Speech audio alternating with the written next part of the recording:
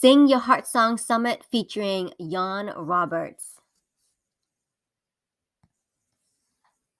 Jan Roberts is known as a global influencer and self-leadership strategist. He is co-founder of Key Leadership Institute and founder of JRS Speakers Club, based in South Africa and Scotland. In addition, Jan is an international leadership keynote speaker, coach, behavioral analysis consultant, and values-based leadership specialist. For more information, please visit his website at www.keyleadership.com.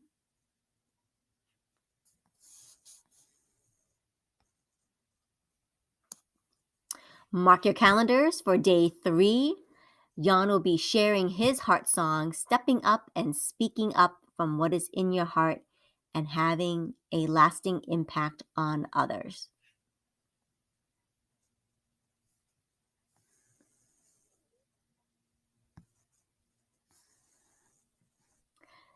Legacy. Don't just leave a legacy, live a legacy. Jan believes in a world where people are inspired to use their voice to lead rather than suffer in silence and follow.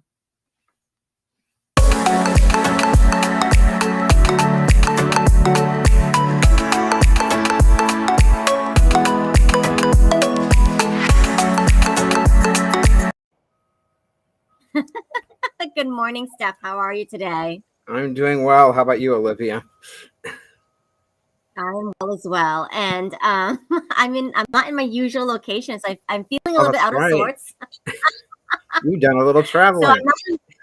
I know I've been doing some traveling. And it's so fun, right? It's so fun that we can travel and do these things. And I'm in my parents' home. This is the home I grew up in here in Boston. So actually like in Worcester. I lived in Worcester, but I've been spending the whole weekend traveling. And so I'm not in Jacksonville. I'm feeling a little bit out of sorts, but thankfully we have connection. And I'm using my mobile hotspot too to connect to because it's faster internet than what my parents have. Oh, wow. So it's just one big experiment to see how this is all going to play out with live streaming. So all of you who are watching, please let us know if you can hear us, if you can see us, etc. Because I just need to test, right? Because I'll be live streaming all this week from this location in Worcester. So I need to know. Well, and I guess, you weren't feeling well either. Sorry?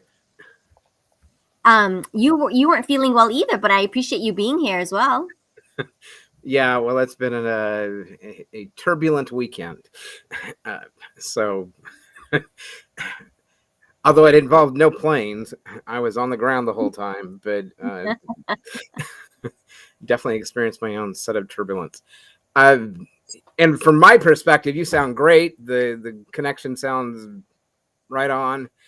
And it's awesome how things are able to work out, even when we might hit a little turbulence or things might not seem like they're working the way that we would like them to be working. We're going to get into some values today. And I'm so excited to have our speaker, Jan Roberts, joining us and talk about travel. I mean, he is going to come into us today from South Africa. So this is really incredible. I know. Woo! So South Africa. And I just love like hearing, different people and how they sound. Like, I think he's got a very unique accent and I just love hearing it. And so I think that's going to be such a special treat today. And also just to hear more about his work that he's doing with the Key Leadership and values, because I think one of my values is just like resilience, right? Like pulling through. So, and I'm being really tested of that. And I'm curious to hear what other values that Jan has for the leadership training he does. So let's see if he's here and we're going to bring him on. 1, 2, 3. Hello, Jan. Hello, Olivia, and hello, Steph. Can you hear me? Yes. Yes. Yeah, wonderful. Hey, it's actually a pleasure to be with both of you. And Steph, I just heard as well that you're not feeling too great, but so it's a real privilege that you actually decided to come on and be with us today. So thank you as well. And I hope you feel better soon. Thank you. And I mean, it's a pleasure. And these types of experiences really help with me getting into a good place. So I totally my pleasure and totally in alignment. Wonderful, wonderful. And Jan, thank you so much for submitting those beautiful quotes and pictures. I love that you shared that picture of you having breakfast with your spouse in the mountaintops. That was really, really nice. And I love that. Yeah, well, it was wonderful because we got this present from a friend of ours in Scotland. She's also got a big a coaching platform where she invites coaches to talk. And I spoke for her in Inverness in Scotland some years ago at a conference.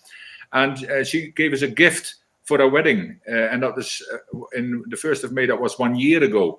And we hadn't been able to use it before. So it was wonderful just to get away last weekend. The weather was, as you could see, was glorious there. And to be in the mountains, not only half an hour outside of Johannesburg, was absolutely phenomenal. And Friday night is normally date night for me and my wife. So it couldn't have been better.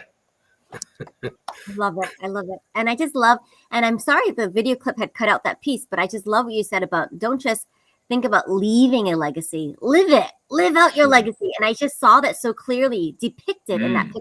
Like you're holding hands, you're spending that moment, you're enjoying each other, you're enjoying this wonderful meal, nutritious meal it looks like too. I was kind of wondering what was on the table.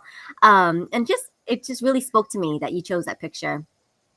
Yes, thank you. And of course, I mean, I'm speaking to other people here who also live in a legacy because, so always talk about, we need to leave a legacy and there's nothing wrong with that. But what is so very wrong with that picture is, why don't we start today? Why don't we live a legacy so we make a difference right now? Because, I mean, nothing wrong if they want to talk about me when I'm dead and what they say doesn't really bother me anymore.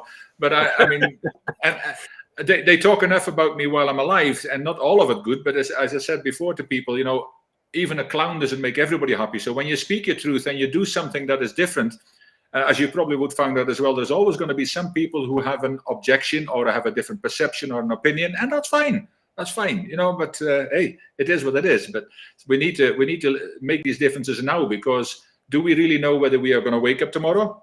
No, that's always in the hands of the gods or whatever you believe in.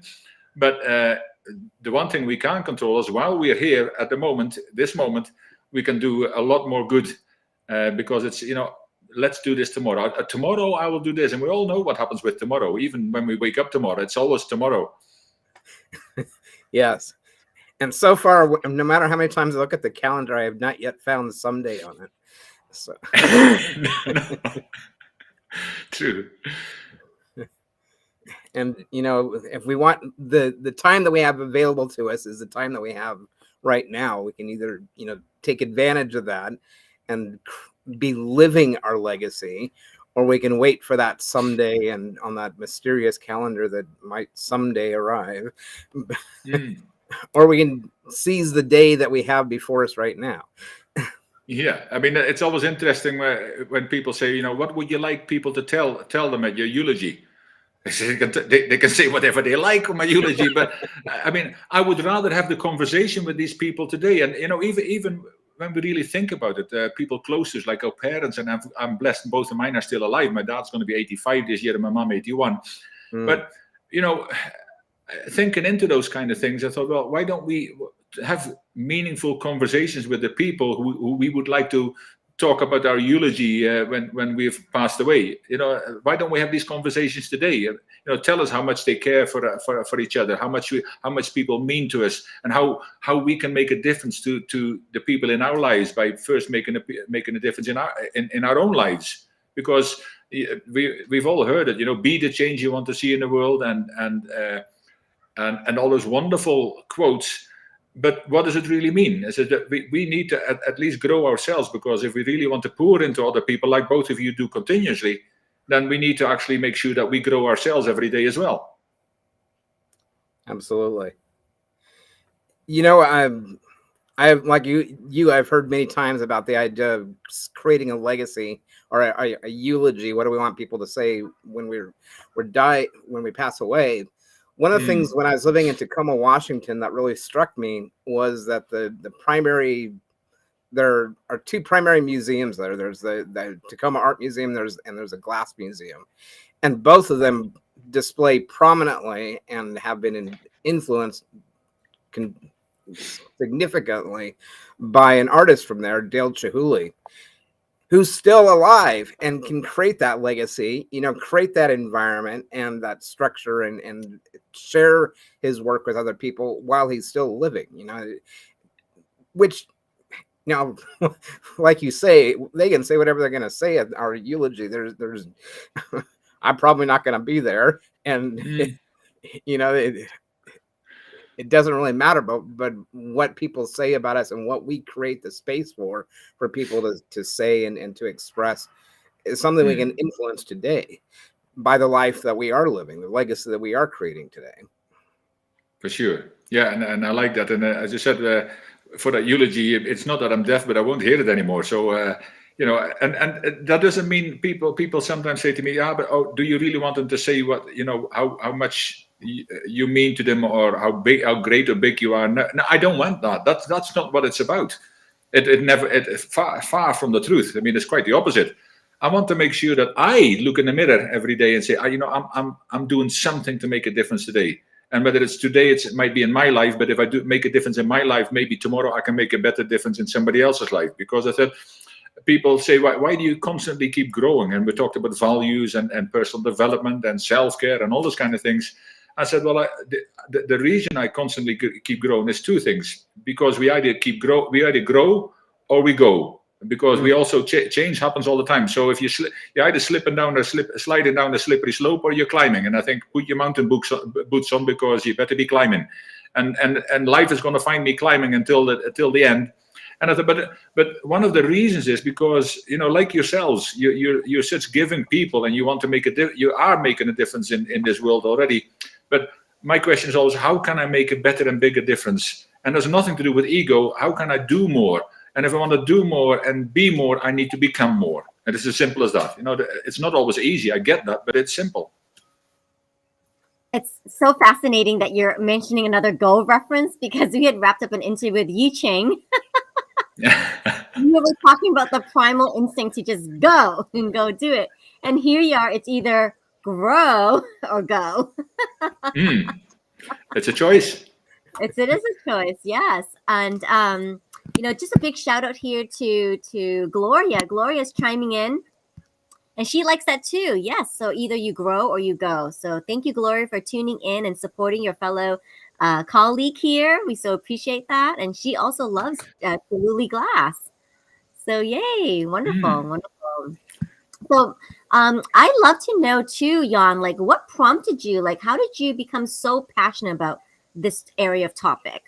Leadership training, the value-based system.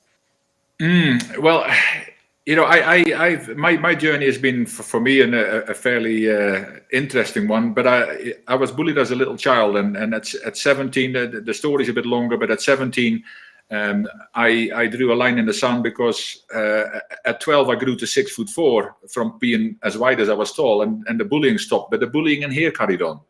And that gave me some problems in the next few years. And at 17, I said, I can't live the rest of my life like this. So I drew a line in the sand. And we all know that when you close some doors, other ones open. And some people need to actually close some of those doors and also walk through some of the ones that open up for them, and rather than looking at them and wondering if they should.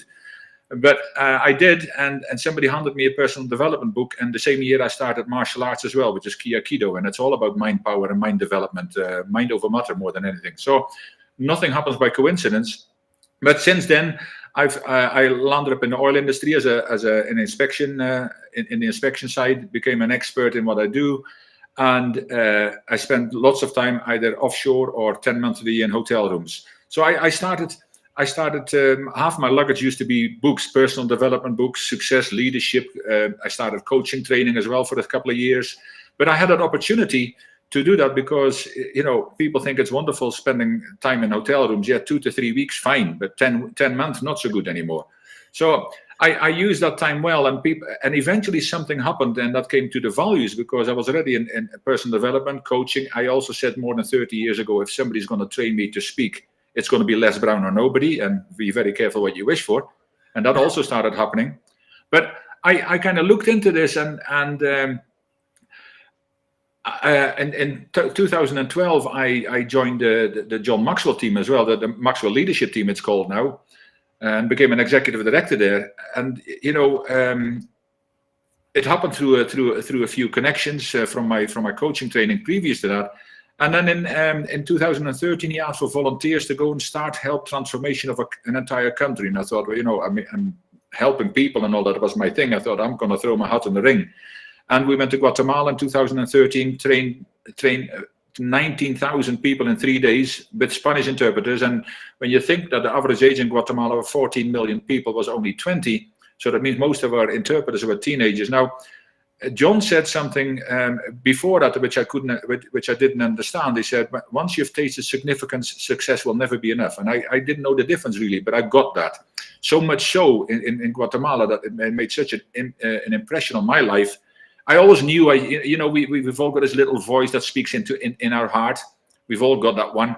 And some people have got one in their head and they still keep saying to themselves, no, I haven't. Well, that little voice that just told you haven't, you've got one. But when it goes from your head to your heart, you can't. It's nearly unstoppable, and that's where the regret really comes in. At the end of the life, most people they wish they had done things but didn't do them. Well, for me, that voice became louder, and then on the way home from Guatemala, it was the last piece of my jigsaw. I'd been developing myself for so long, and I quit my job. On the way home, I quit my job. I had to work another year to finish as a project manager, finish some projects.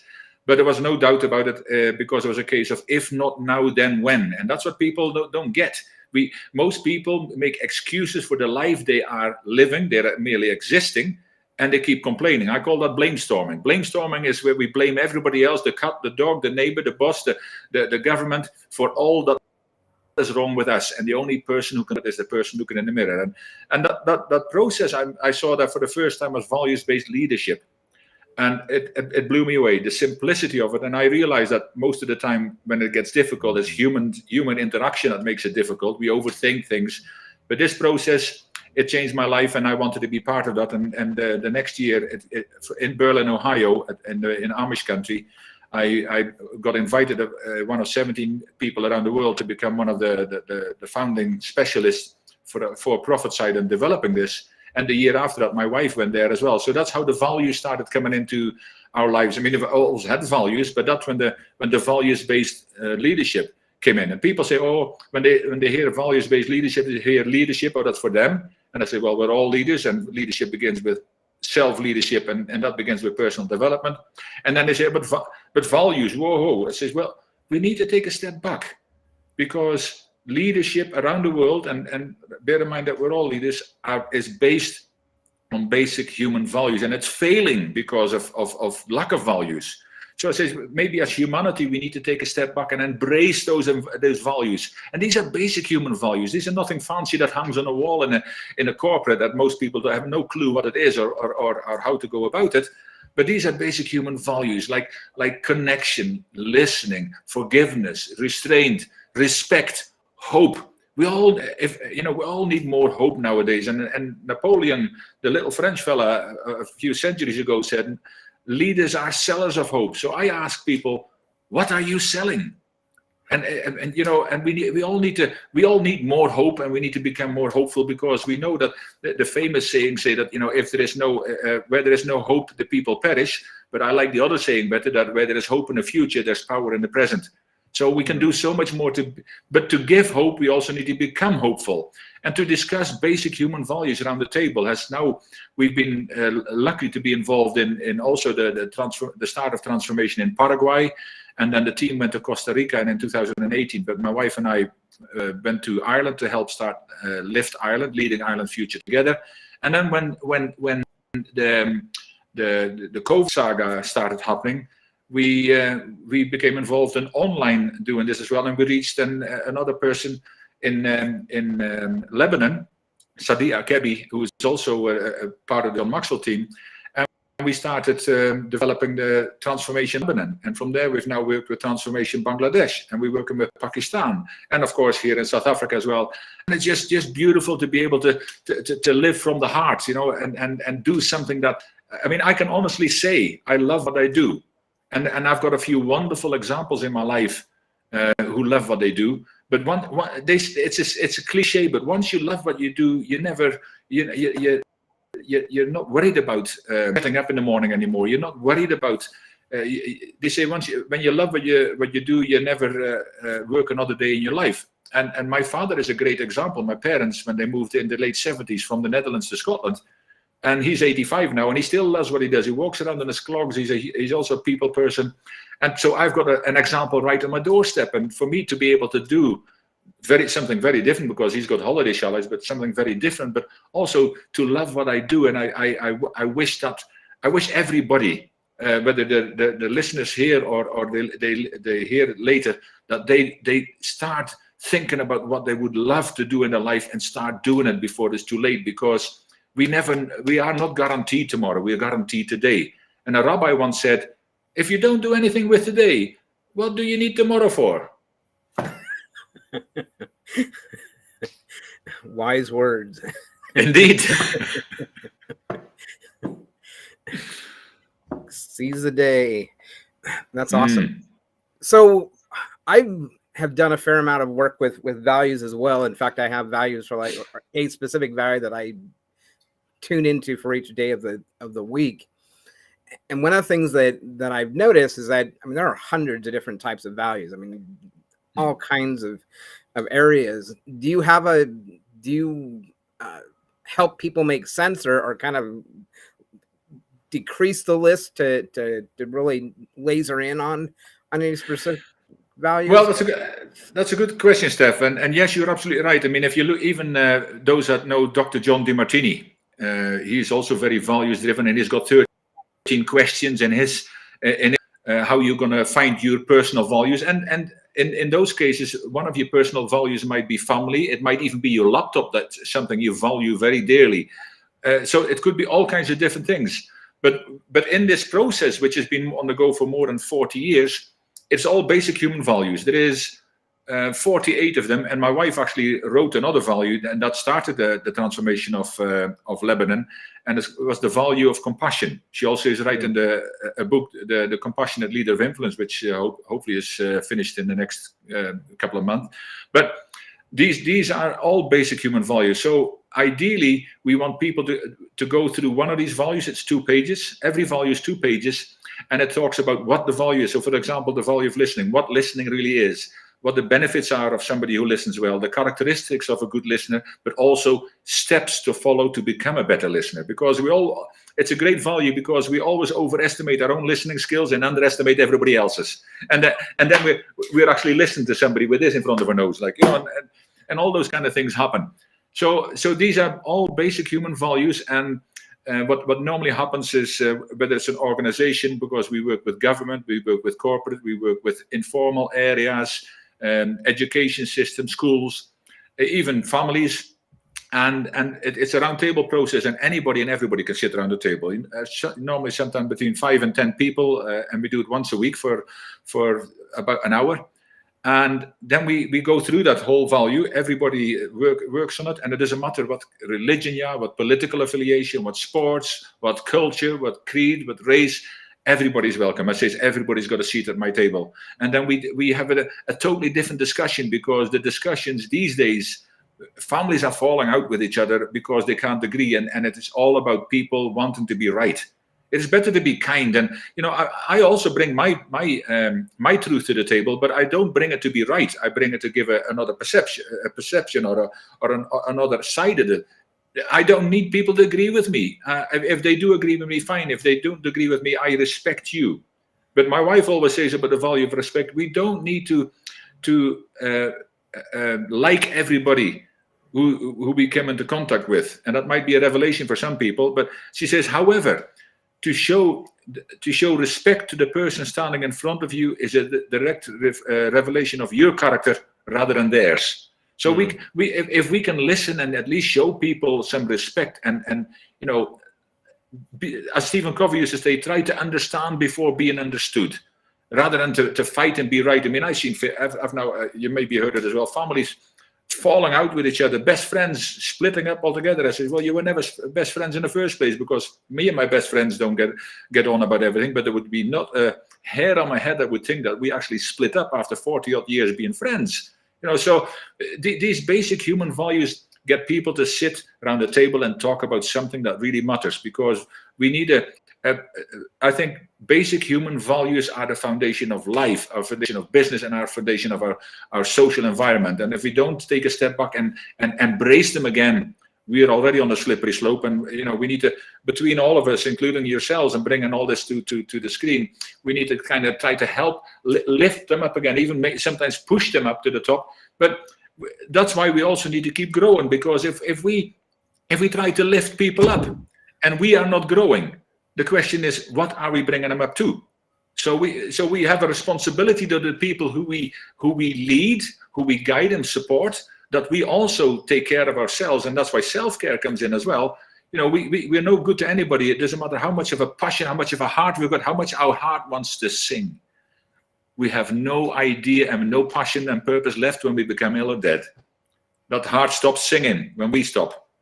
So if we want to keep singing, and we want that heart to sing, and we want to share that joy with other people, then we need to do everything we can to have that energy inside of us and have that life coming out of us, so we can be like the beacons of light, or be like that attractive power that people want to be around, because they don't want to be around most people spend most of their life around miserable people.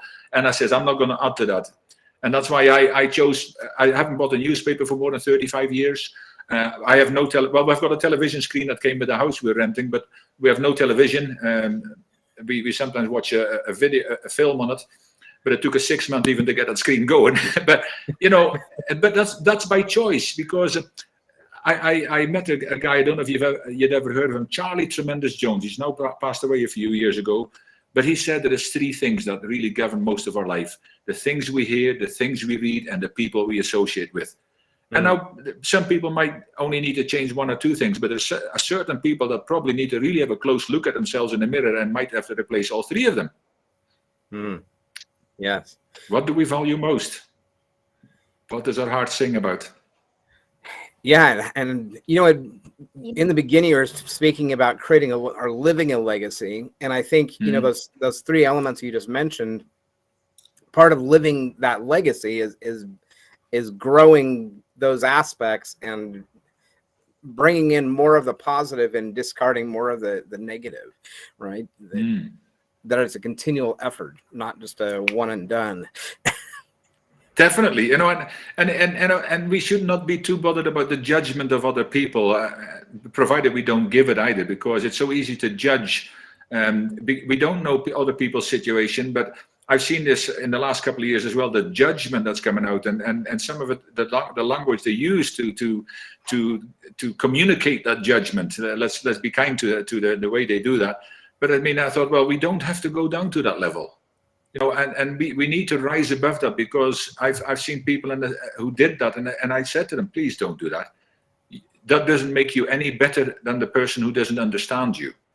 Yeah, but and then you get excuses. But it says, no, let's try to understand where they come from. You don't know what's happened in their situation, and they might just lash out. But we shouldn't do that, because if we do that back, we're gonna be in a fight.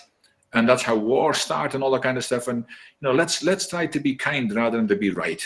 That's also a value we should practice more. Respect, listening, connecting with people. Give people a hug. It's allowed again now. Hug people, or even touch them with the heart. If you can't touch them with the body, touch them with the heart, and show them that you care. Because we can all do that without at times. We've all been down and we've all suffered in silence. And that's also where the quote the power quote that I now use, and it's on my emails as well, because there is plenty of people who will be inspired by our voices. We are inspired by what the 3 of you do. There is a missing person today, but what the 3 of you are doing, that inspires so many people, and we can all receive that inspiration. But then, should we keep it to ourselves, or should we open our heart and say, let's share some of that. Let's sing together. Absolutely. And we create that harmony, that beautiful sound, not just because we're singing solo, but because we join together and sing in harmony with one another. I love that. Yeah. So thank you so much, Jan, for sharing your values with us and your passion for leadership. And, we really are all leaders, whether that is leading ourselves, which always has ripple effects upon those around us. whether we have an official designated leadership title or we just lead by character and who we are. And you're absolutely right there, Steph. Leadership is not a title. Leadership is not a position either. Leadership is a behavior, and that's what people should question more than anything. And I said as well, I love the harmony thing as well, about singing in harmony. That's just a great way to express this. And we also, some people think that they won't make a difference because they don't make a difference, and they should actually look up what the butterfly effect does. I've got a great about the whole butterfly effect as well. But basically, the butterfly, we might do things today. I mean, anything you might have said today might have inspired somebody, and maybe even not this generation, but the generations down the line, that might have created Einstein or some amazing Martin Luther King or those kind of people. They might come from something that happened generations ago, where somebody started passing and the snowball got bigger, and all of a sudden somebody catches that spark. So is it not worth just doing something, hoping in our generation, but if not, at least down the line, things are going to be changing because of something we did. And that's, I suppose, is more like leaving a legacy. But if we don't live it, when will it ever happen? Do we leave a couple of books and hopefully people will read them and do something about it, or they just have shelf development? They grab a wonderful book and then just put it on the shelf once they've read it and do nothing with it, like so many people do. No, we need, rather than read a book, listen to a person, and maybe even just the listening might save a life. Yes, for sure. You mentioned leaving a legacy in respect to the thought that, as you were saying, that came to mind for me as I listened to this podcast, and the opening intro for that podcast is leave footprints, not blueprints. That essentially, we're leaving footprints wherever we go, and people can follow those. So, I think we're always leaving and living the legacy. We're always in the process of creating the path that others might follow or might shun away from. And we have the opportunity to learn how to create a better path for others to follow, including ourselves. I love that, Stefan. And as you said, what just came to me when you said we're leaving footprints, and some of these footprints will be in the sand, and they're not permanent. But we can always leave other ones as long as we keep going forward and upwards. We leave new footprints every day. And that's why we need to live every day and live that legacy, because if we want a footprint or a handprint like some stars do in cement, that's wonderful, and that'll be there in years to come. But what has become of the person? As long as we do our best to leave better footprints every day, maybe deeper footprints, and not because we start eating too much food, but deeper footprints in the hearts and the souls of other people, then that is where we succeed, and that's the beauty of what you do as well, the three of you do, bringing people together and sharing of your own experiences, and the whole theme about making your heart sing, the heart songs, the whole idea of this, and that spoke to me. That's why I first connected to the three of you, because I think that is really what we need to do. Many hearts are hurting. Many hearts are sore and pain and in depression mode. And yes, it's in the head as well. But if only we could bring a spark of beauty back into the hearts of people, how wonderful will that be? And it will not be every heart, but even if it's in some hearts, hoping that they are going to create a ripple effect and pay it forward too. Thank you, Jan, for sharing everything that you've shared today. I'm sure that you have left footprints and deep and better footprints in many hearts today. Our good friend Olivia here has got an outro clip to share, and we look forward to seeing you on our Sing Your Heart Song Summit, which is coming up ever more quickly. Yes, and I look forward to seeing many people there, because you've got so many other amazing people that you're interviewing in the next, already have done in the next weeks ahead and month ahead until the end of July. And so people, clear your calendar for the end of July, because these two geniuses and the third one who's not here today, they will bring this to you, and you're going to really benefit from from listening what they're bringing to the table, and they will make your heart sing. Believe me. Thank you. Thank Jan, you. thank you so much. Oh my gosh, there's this incredible conversation, and it's so true. Like many hearts are hurting, many hearts are sore, and they need maybe just a little bit of massage. Yeah. And so that's what the Sing Your Heart Song Summit is about. Yeah, massaging those hearts. And I love that. Leaving better, deeper footprints every day. What a great way to end the segment. All right. And I'd love also what you said earlier about having just half your luggage or half your suitcase be books. Yes. And so books are something that's really important to Steph and I. And I'm in Boston, and I love visiting the bookstores here, independent bookstores. So just want to give a big shout out to Trident bookstores here in Boston. And this is their bag that they have. So this is, well, Eat, Sleep, and Read. Oh, lovely. Yeah. Nice. They have Raising Passionate Readers. And so they've got an Excellent. amazing bookstore there.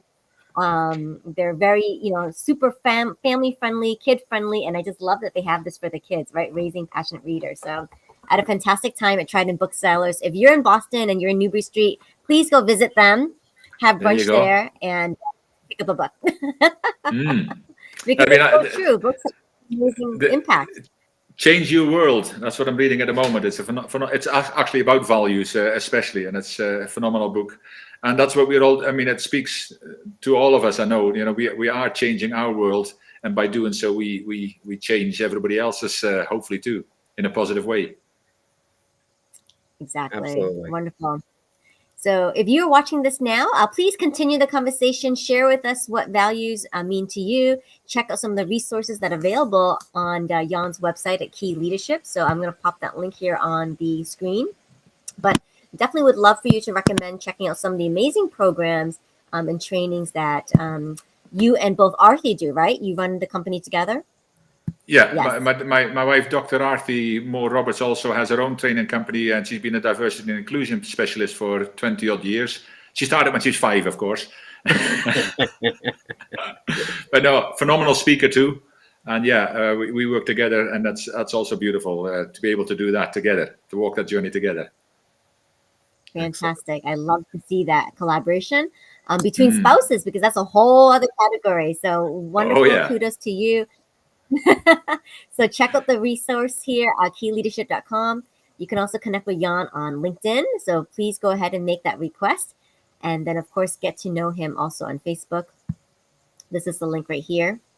And if you want to follow Jan everywhere, he does have a Linktree site. So this is where you can get all the links in one place. So thank you so much.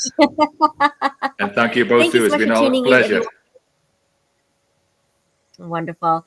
So hashtag replay if you are watching this later on, and share this out, and we will see you in July. Take care. Thank you.